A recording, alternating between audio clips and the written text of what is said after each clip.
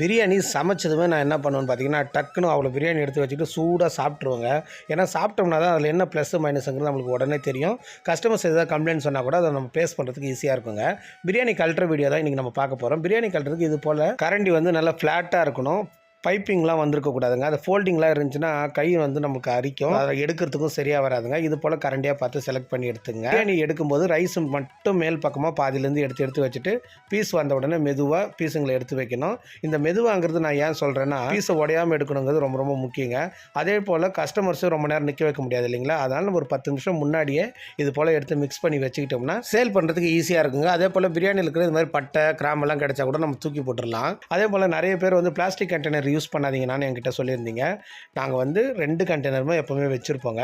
Customers எது விருப்பப்படுறாங்களோ அதில் தான் நாங்கள் பிரியாணி எடுத்து கொடுப்போம். நம்ம கடையில் ஒரு பிரியாணி 140 ரூபா சார்ஜ் பண்ணுறாங்க. ஒரு பீஸு ஒரு முட்டை அந்த கண்டெய்னர் ஃபுல்லாக சாப்பாடு வச்சு கொடுத்துருவோங்க.